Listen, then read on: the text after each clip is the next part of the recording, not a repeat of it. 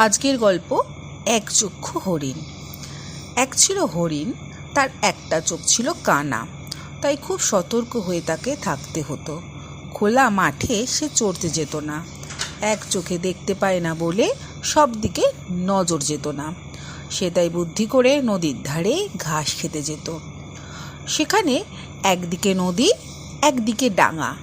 ডাঙার দিক থেকেই শত্রু আসার ভয়, তাই কানা হরিণ খারাপ চোখটি নদীর দিকে রেখে ভালো চোখে ডাঙার দিকে নজর রাখত।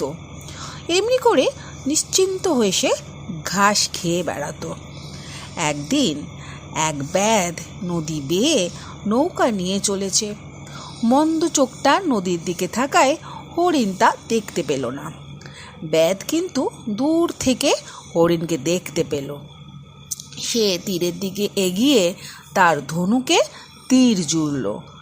তারপর সেই তীর ছুঁড়ে দিল হরিণকে নিশানা করে।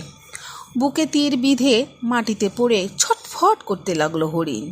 সেই সময় নদীতে নৌকার ওপর ব্যাধকে দেখে সে কাঁদতে লাগলো আর বলতে লাগলো, হায়, যেদিক থেকে বিপদ আসবে না ভেবে নিশ্চিন্ত ছিলাম, সেদিক থেকেই শত্রু এসে আমাকে মারল। ধিক আমার বুদ্ধি। বন্ধুরা, এই গল্পটির একটা নীতি কথা আছে। সেটি হলো, নিরাপদ ভেবে আমরা যেদিকে নজর করি না, অনেক সময় বিপদ সেই দিক থেকেই আসে।